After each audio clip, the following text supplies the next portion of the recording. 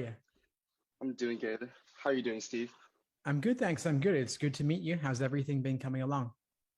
It's been going good. It's been going good so far. I'm really enjoying your course and like the videos. I think it's been super helpful since I started it like about like a week and a half ago. So it's not too bad.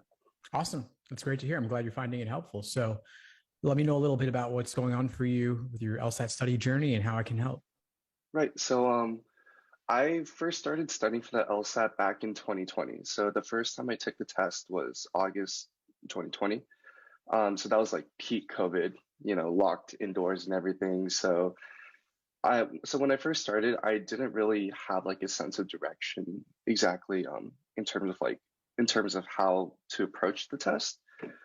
So I did a lot of like self-studying, just watching videos. I bought like a few books here and there that would at least try to help me, um, guide me in the right direction in terms of like, learning the test and how to like approach it in the right way.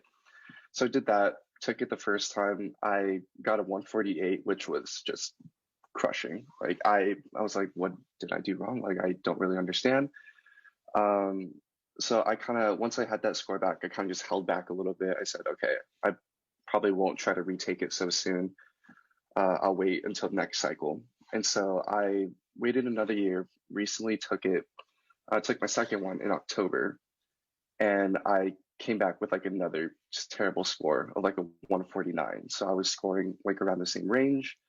And so at that point, I told myself, I said, okay, I think I need some sort of guidance or some sort of tutoring that might put me in the right direction because I think my method of like studying or approaching the test was kind of flawed in some sense.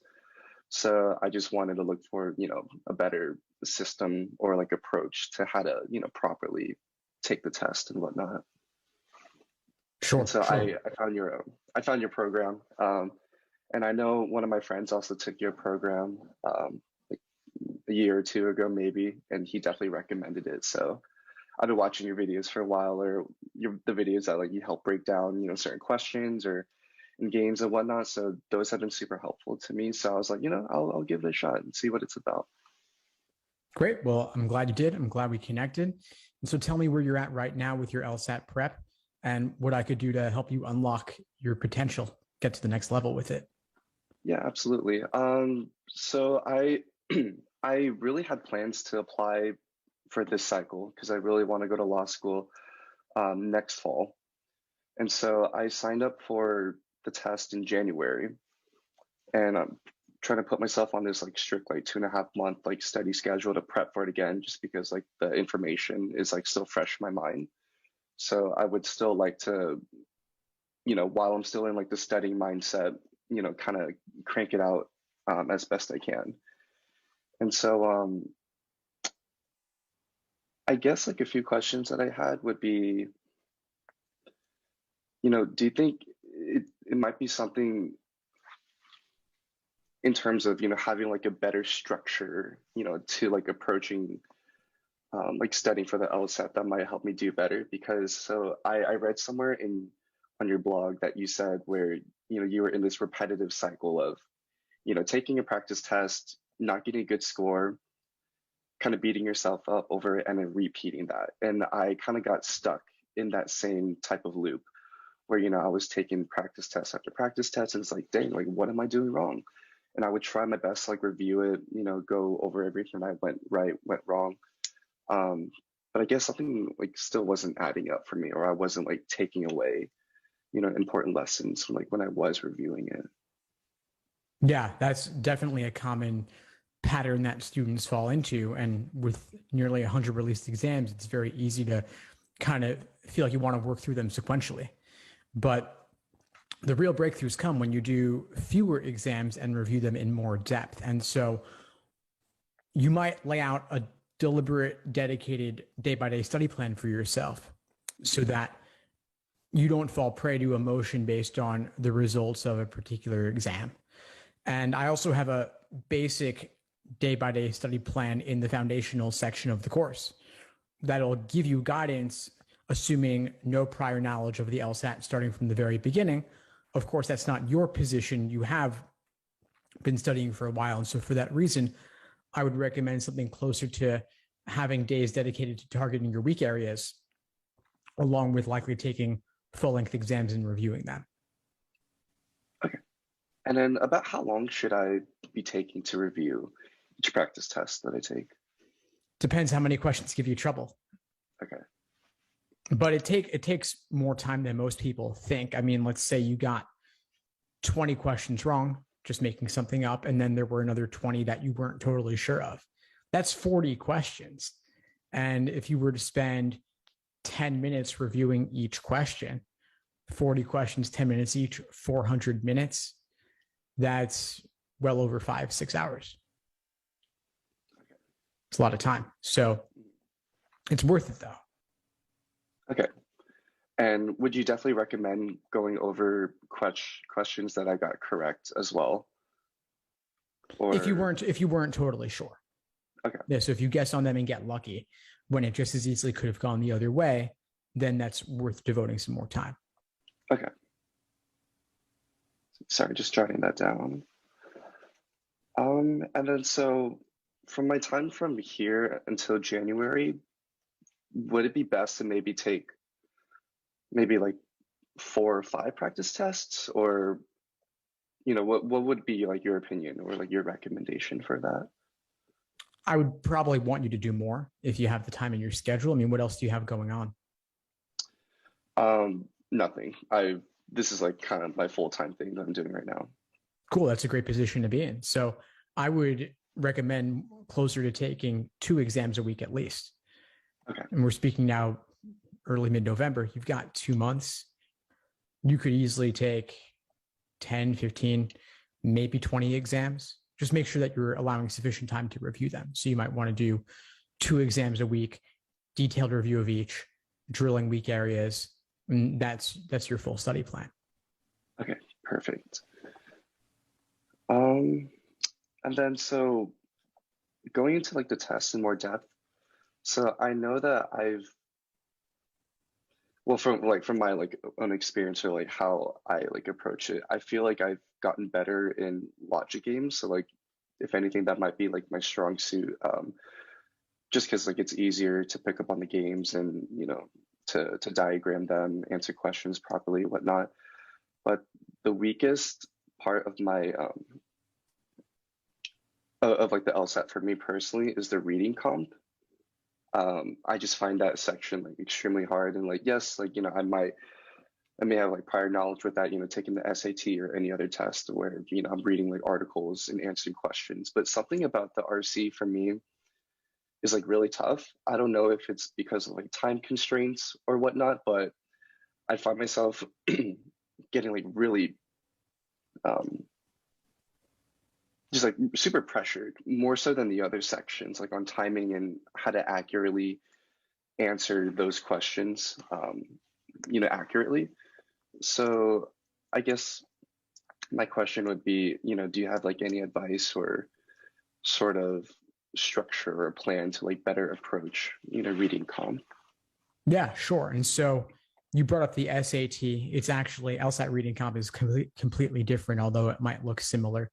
On the surface, the nature of the questions is different and the way the passages are written is different as well. This is much more like you're evaluating a contract and the other party is trying to pull the wool over your eyes. So it requires recognizing a lot of little nuances and reading between the lines. And I think students often fall into the trap of extracting information rather than considering the role that a particular statement plays in the passage as a whole, the role it plays in, let's say, supporting the author's main point. So you have to read it in a fundamentally different way, much more similar to that you evaluate LSAT logical reasoning. So I would encourage you to, when you're reading the passage, look for the structure, find the key sentence or sentences where the author is articulating their main point, which they typically do, and then see if you can mentally bucket the other parts of the passage into the roles they're playing, either supporting the main point or presenting an alternative viewpoint or drawing some kind of other distinction. Okay. So like in terms of like reading the passages, pay attention to small little shifts in like attitude or something that might hint at like a main point or like the purpose of the passage and things like that. Yeah, I mean, if nothing else, you want to walk away from having read the passage with the author's main point. If you don't get Yeah, the main idea of the passage, then if you don't get the main idea, then you don't get anything really. of So I course, would of I would aim course. to at least walk away with having that in mind. Okay. And I know like the structure for like the LSAT Flex is like a little different, but would you recommend like, highlighting and underlining and things like that? Or do you think that's kind of like a time waster for Yeah, sure. So just two things, just quickly. I want to say that the LSAT Flex is no longer the name of the exam. Now, once they transition to the 4-section LSAT, they just call it the LSAT, even though it's online. okay. So just to draw the distinction. But yeah, so for the online LSAT, which Law Hub mimics pretty closely, they have these online they have these underlining and highlighting tools. I personally find them kind of glitchy, as do many others. So it's not the most responsive. So I tend to recommend against relying upon it, and see if you can do any notes in your scratch paper instead. But you can try it and see if it works for you to try out underlining and highlighting. But personally, I recommend that most folks stay away from it. Okay, sounds good.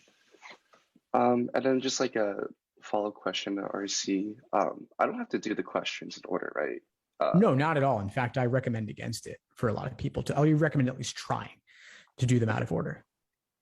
okay. And I don't know, like there's certain logistics like off the top of my head, but I know there's like certain questions that you would definitely recommend like approaching first before diving into like maybe more specific ones. So maybe for example like answering like the very first question of each passage that usually is like the main point question, and so going from like more broad questions to more specific ones, like would that be like a better approach then? Exactly. So my recommendation for the order is to do the global ones, then local, then inferential. So global is, as you said, the main idea, the main point, the primary purpose, the author's opinion, anything relating to the passage as a whole. So that could include the tone of the passage, that could include what would be the best title for the passage. It could also include which best describes the organization of the passage. Then the local questions would be things that on the paper LSAT would have specific line references, specific numbered lines. On the online LSAT, they'll highlight something in the question stem in turquoise and then do the same within the passage itself. So to orient you towards a specific section of the passage, those are more detail-oriented questions. Then finally, the inferential ones are things like that require a little bit more reading between the lines, like what would the author be most likely to agree with, or which one of the following sentences would best continue the passage where it left off. And those are the hardest, so I save those for last. Okay, definitely. Save for last. Okay. Um, okay. And so I guess like now that may be like potentially slight off topic, like going along the lines of like reading comp, is would there be anything else that I can do? Maybe not like LSAT specifically related that could help me in reading comp in reading comp. Maybe doing like reading on the side or jotting down like new vocab or anything like that.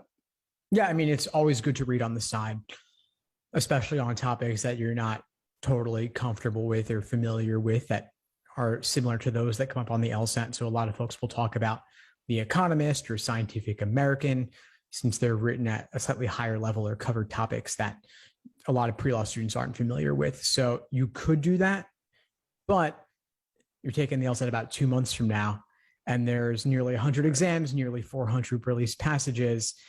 I would always recommend doing an LSAT passage beyond something else. And if you want to just take some passages and treat them as casual reading on the side, like you can do that. You don't have to do them all under timed conditions. Better to read it under any conditions than not encounter it at all. Okay. Sounds good then. Yeah, because sometimes when I do approach like the passages, I do find some of them a little mundane. Yeah. So it's like, what am I trying to get at with reading this again? But I mean, yeah, it's no, by that it's makes by sense. design that it's mundane. It's by design that it's meant to be difficult to understand and to be something that's not going to be interesting to most people. But that's why I say even just reading it at all and understanding it at all is beneficial for you. Okay, definitely.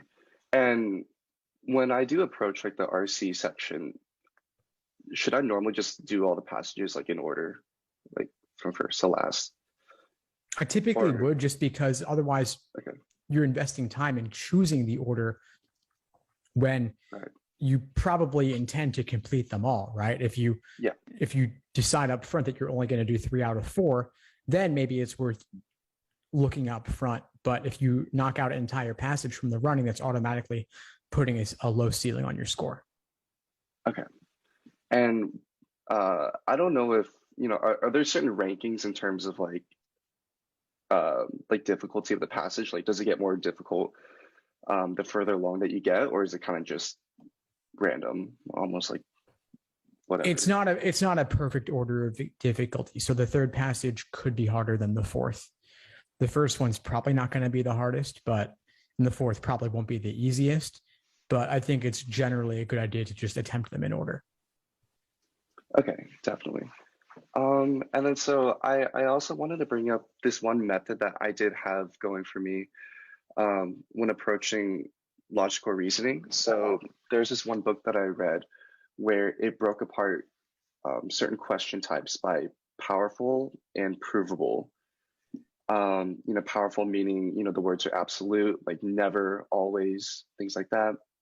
And then provable, more like conservative in the sense of, not necessarily, or it tends to.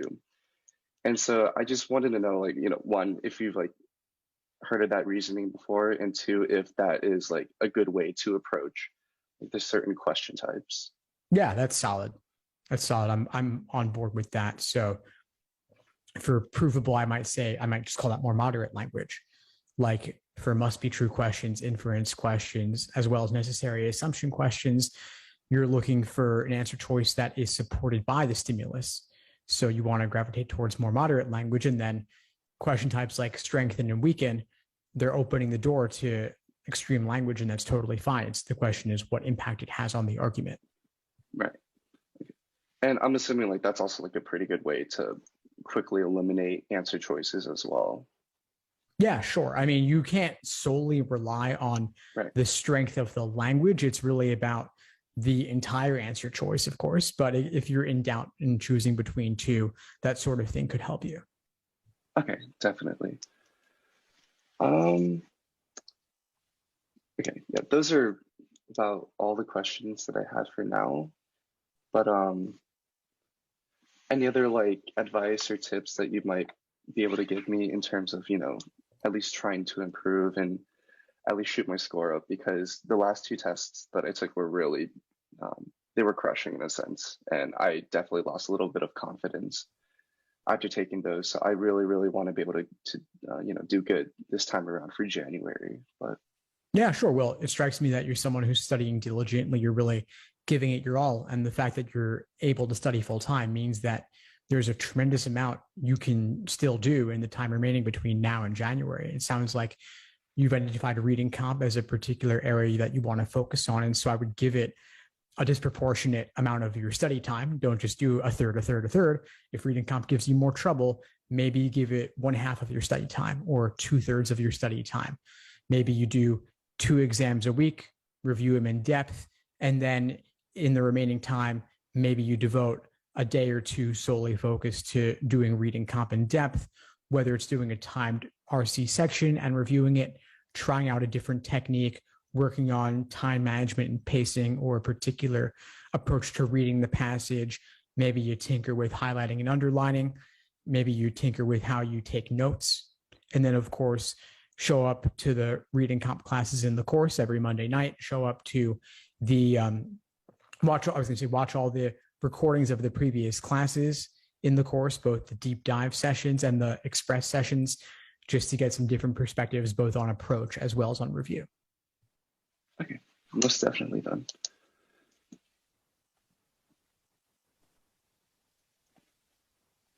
All right. Okay, yeah, those are about all the questions that I had for today.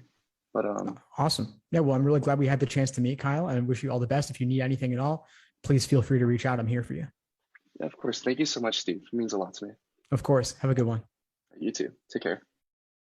Thanks for tuning into the show. Please subscribe if you haven't done so already to be notified of new episodes as I release them. And feel free to reach out if you need anything at all as you move forward with your prep. I'm happy to help however I can. In the meantime, I'll wish you all the best and take care.